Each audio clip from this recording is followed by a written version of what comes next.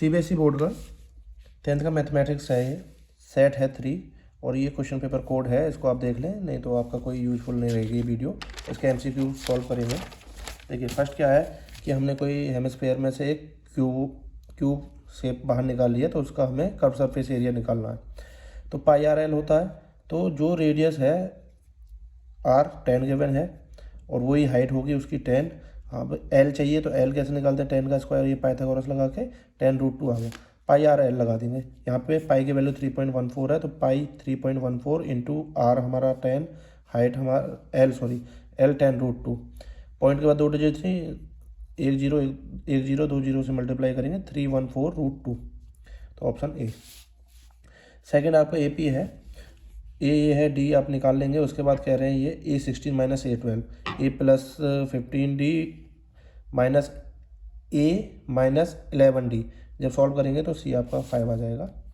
उसके बाद है थर्ड कि मीना ने प्रोबेबिलिटी कैलकुलेट की कि उसकी लॉटरी लगने की प्रोबेबिलिटी है। प्रोबेबिलिटी क्या होता है हमारा, favourable outcome upon total number of outcome, जो कि हमारी कितनी आ रही है 0.08, तो वही रखा है। अब उसके बाद इसको एक्स ले लिया, टोटल आउटकम्स हमारे 800 है और 800 को उधर ले जाएंगे तो 0.08 इंटू 800, 00 से 0.2 डिजिट हट जाएगा, 8 8 जा 64, ऑप्शन ए। देन 4 है, एक कैंपिंग टेंट हेमिस्फेरिकल शेप में है, रेडियस 1.4 मीटर और डोर ओपन एरिया उसमें दे रखा है, मतलब बीच में डोर खुला हुआ है, तो आउटर सरफेस एरिया निकालना है। तो हम क्या करेंगे, कर्व सरफेस एरिया निकाल देंगे हेमिस्फेयर का, जो कि क्या होता है 2 πr, और उसमें से माइनस कर देंगे इस एरिया को 0.50 मीटर स्क्वायर को। 2 इंटू 22/7 इंटू रेडियस कितना है 1.4, इसको सॉल्व करके माइनस ये करेंगे तो आपका आंसर आ जाएगा 11.82 metre square. Question 5, tangent given है, तो टेंजेंट में आपको प्रॉपर्टी पता होगा, 90 डिग्री एंगल बनाता है, रेडियस जो होता है पॉइंट ऑफ कॉन्टैक्ट पे, तो 90 डिग्री अपोजिट वाला क्या होता है हाइपोटेनस। तो हाइपोटेनस का स्क्वायर a+2 का whole square equal a² plus 2b का स्क्वायर। तो a+2 का whole square a² plus b² plus 2ab, मतलब 2 2 जा 4a इक्वल a² प्लस 2 का स्क्वायर 4b²। ए स्क्वायर से a² कैंसिल आउट हो जाएगा, क्यों a² हो जाएगा तो माइनस a² कट जाएगा। 4 कॉमन ले लिया तो क्या बचा यहाँ पे a और यहाँ पे 1, a+1 इक्वल 4b², 4 से 4 कैंसिल, तो b² इक्वल a+1, जो कि हमारा ऑप्शन नंबर डी। नेक्स्ट देखते हैं question 6, simplest form, sec under root second square a minus 1, ये 10 स्क्वायर a होता है, तो 10 स्क्वायर a जब रूट से हटेगा तो 10a बचेगा सिर्फ, sec a upon 10a, sec a 1/cos a, 10a होता है sin a upon cos a, cos a से cos a कैंसिल आउट, तो ये क्या बचा 1/sin a, जो कि होता है cosec a, option C. 7, the line segment joining the point this and this is divided by y axis, ये लाइन है और वाई एक्सिस से डिवाइड किया गया है, तो वाई एक्सिस की इक्वेशन होती है आपके x = 0, मतलब जो जहाँ ये पॉइंट होगा वहाँ पे x 0 होगा, क्योंकि वाई एक्सिस है, वाई एक्सिस पे x की कोई वैल्यू नहीं होती है। अब ये कह रहे हैं कि भाई रेशियो इसके फाइंड करो, इसको k ले लिया, इसको 1 ले लिया, ये 0 के लिए निकालते हैं, x = k into 10, 10k minus 1 into -4, x की वैल्यू से करेंगे -4/k + 1, तो k x की वैल्यू क्या है इस पॉइंट पे 0, क्योंकि y एक्सिस है ये, तो 0 रखेंगे, 10k -4 अपॉन में जो भी होगा k + 1 था वो 0 से जाके 0 हो जाएगा, k इक्वल क्या बचा -4 इधर आया +4/10, 4/10 मीन्स 2/5, तो 2:5 रेशियो हो गया, ऑप्शन ए। उसके बाद देखेंगे आपका 8, अब वायर इज अटैच फ्रॉम, ये पाइथागोरस से सिंपल है, 60 डिग्री और ये बेस और हाइपोटेनस किस में था कॉस में, तो cos 60 equal base 5√3 upon hypotenuse, ठीक है ना, हाइपोटेनस को h लिखा है, cos 60 की वैल्यू 1/2 इक्वल 5√3 अपॉन h को उधर ले गए, 2 को इधर ले गए, h = 10√3, option B. 9, in the given figure A B parallel E F, A B E F के पैरेलल है, बीपीटी आ गई, ए बी = 24, अगर ये 24 है, ई एफ 36, तो ये छोटा वाला जो ट्राइंगल है बड़े वाले ट्राइंगल के सिमिलर प्रूव हो गया, डी ए बी सिमिलर है डी ई एफ हो जाएगा, क्योंकि पैरेलल है, ये एंगल इसके इक्वल, ये एंगल ये इसके, तो सेम रेशियो में डिवाइड करेगा। तो A B upon E F, मतलब छोटे वाले ट्राइंगल की A side upon E F, ऐसे बड़े छोटे वाले ट्राइंगल की डी ए साइड अपॉन में डी ई, पर पूछ डी ई नहीं रहा है, पूछ क्या रहा है ये ए ई, तो हम क्या करेंगे, ये बताएं हमें, अगर पूरी डी ई निकाल दें तो डी ई में से इसको माइनस कर देंगे तो ये आ जाएगी। तो इस A B upon E F, A B की वैल्यू 24, ई एफ की वैल्यू 36 इक्वल डी ए की value 7 upon D D E, B नहीं है ई, डी ई, ठीक है। तो डी ई इधर आया तो 2/3 उधर चला गया, 3/2 हो जाएगा। इसको 7 3 जा 21/2, डी ई की वैल्यू आ गई 10.5। डी ई तो पूरा है पर हमें सिर्फ ए ई पूछ रहा है, तो 10.5 में से 7 को सब्ट्रैक्ट करेंगे तो आंसर इज 3.5, ऑप्शन सी।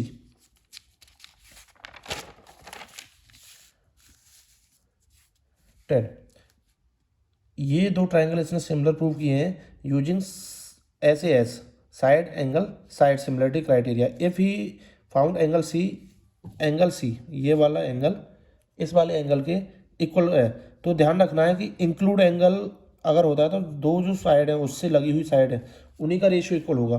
तो सी से लगी हुई साइड एक तो BC हुई QR, एक तो BC और अपॉन QR, तो BC अपॉन QR हमें यहाँ पे देखा, BC अगर उधर जाएगा तो BC अपॉन QR, और दूसरा सी से लगी हुई साइड कौन सी होगी, AC और PR, तो AC और PR इधर आ गया, AC अपॉन PR, तो ये यहीं पे है, तो option D is the correct.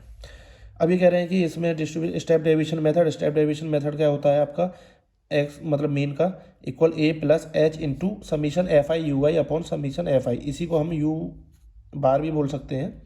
तो यही पूछा है, तो x बार हमें गिवन है 64, H गिवन है जिसकी 5 वैल्यू, A गिवन है 62.5 ये रख दिया, इंटू U बार हमसे पूछा है, ठीक है, ये हमें निकालना है। तो 64 में 62.5 माइनस करेंगे इधर जाके तो 1.5, 5 यहाँ मल्टीप्लाई में इधर जाएगा डिवाइड में, 1.5 को अगर 5 से डिवाइड करोगे 0.3 आ जाएगा, जो कि आंसर है ऑप्शन सी। 12 देख लेते हैं। For acute angle theta sine theta ये है और ये कोसेक थीटा की बात कर रहा है, तो साइन थीटा का रेसिप्रोकल कोसेक होता है 1/9 का रेसिप्रोकल 9 इंटू कोसेक थीटा की वैल्यू 9, तो 9 into 9 plus 1, 9 into 9 minus 1, 81 plus 1 82 और ये 80, तो option D. 13, which of the following can not be probability हमेशा 0 और 1 के बीच में होती है, मतलब 0 पॉइंट समथिंग कुछ भी हो सकती है। 39/100, दो जीरो हैं तो ऊपर जाके 2 पॉइंट लगा देंगे, 0.39 हो जाएगी, हो सकती है। ये 0.01 है और 20 से डिवाइड करेंगे और सम 0 पॉइंट कुछ आता रहेगा, पर ये हो सकती है। 10% नहीं हो, बिल्कुल हो सकती है प्रोबेबिलिटी, 10/100% का मतलब एक जीरो से, तो 0.1 बिल्कुल हो सकती है, ये भी 100% तक हो सकती है प्रोबेबिलिटी। 10/0.2, जब पॉइंट हटाएंगे यहाँ से तो ऊपर एक जीरो बढ़ जाएगा, 100/2 जो कि कितना हो गया 50, तो 50 प्रोबेबिलिटी नहीं हो सकती, प्रोबेबिलिटी तो 0 और 1 के बीच में ही होगी, तो इसलिए ऑप्शन सी। ये पूछा था कौन सी नहीं हो सकती। 14 क्या है, the value of m for which the quadratic equation has real and equal roots. Equal roots कब होते हैं, जब d इक्वल 0 हो। d की वैल्यू रख देंगे b square minus 4ac equal 0 रख देंगे। b क्या है 7, माइनस 7 का स्क्वायर करेंगे 49 माइनस 4ac, तो 4 इंटू 3 इंटू m, इसको 0 के इक्वल रखेंगे, 49 हो जाएगा माइनस 49, और ये 4 3 जा 12, माइनस का 12m, माइनस से माइनस कैंसिल, 12 उधर जाएगा डिवाइड में, m की value 49/12 which is B option. 15, if the zero of the polynomial, ये जीरो गिवन है तो px मतलब पॉलिनोमियल बनाओ, तो x square minus sum of अगर उससे करेंगे तो वही आएगी जो इन दोनों को मल्टीप्लाई करके आएगी, बस यहाँ पे ये माइनस कॉमन ले लिया है, तो x प्लस का होगा -8, तो वही आ जाएगा। देखो x प्लस 3, तो x की वैल्यू क्या होगी, 0 के इक्वल रखेंगे तो x इक्वल -3 जो कि हमारा एक, और अगर इसको रखेंगे x, चलो इसी को रख लो, -x इक्वल -8, माइनस से माइनस कैंसिल, x की वैल्यू 8, ठीक है ना, तो आपका option B correct. 16, the value of p for which the root of quadratic equation are rational is.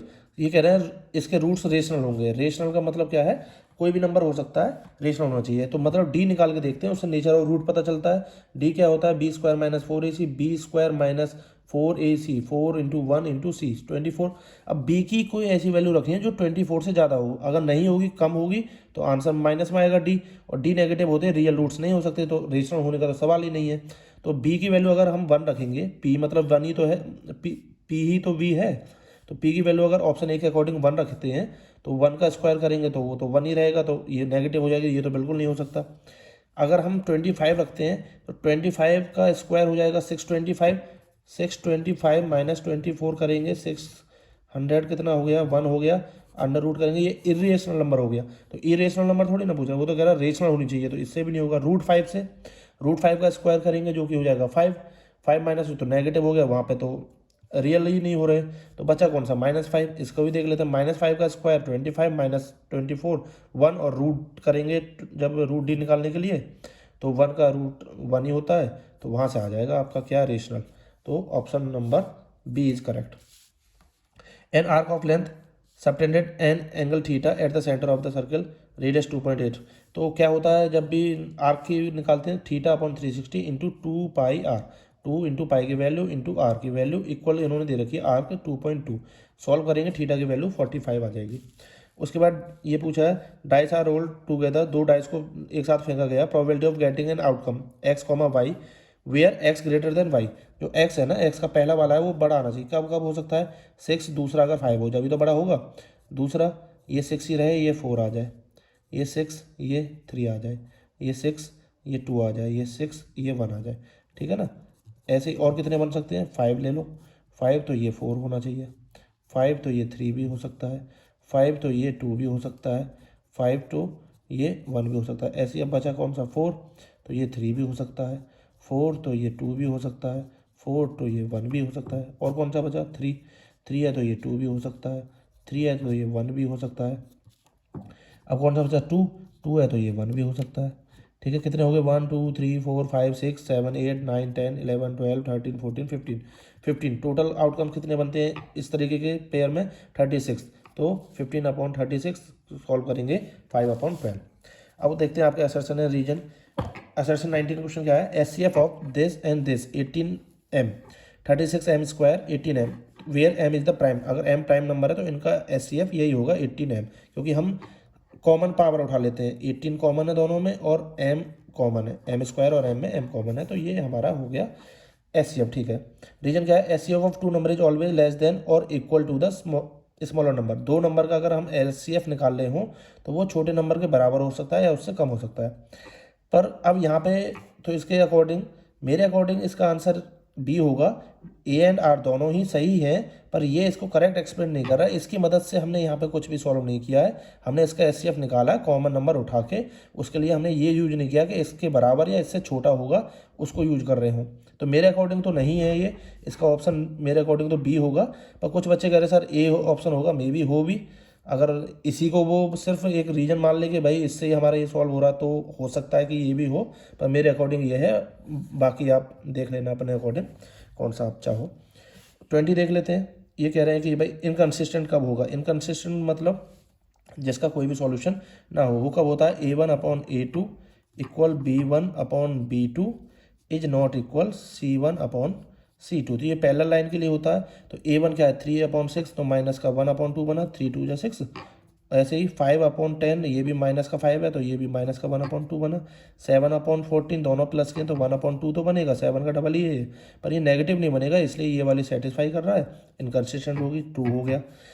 When two linear equation don't have a unique solution, they always represent parallel line। अगर किसी भी दो lines का unique solution मतलब एक solution नहीं होता तो वो पैरेलल लाइन, ऐसा नहीं है, बहुत सारे सॉल्यूशन भी होते हैं कोइंसाइड लाइन जो बनती है, तो ये तो बिल्कुल फॉल्स है। तो इसके लिए ऑप्शन सी हो जाएगा, assertion A is true but reason R false, ठीक है। इसमें आप थोड़ा सा देख लेना, होपफुली आपके भी मार्क्स सारे अच्छे ही गए हों, 20 मार्क्स का आप करके आए हों। Thank you.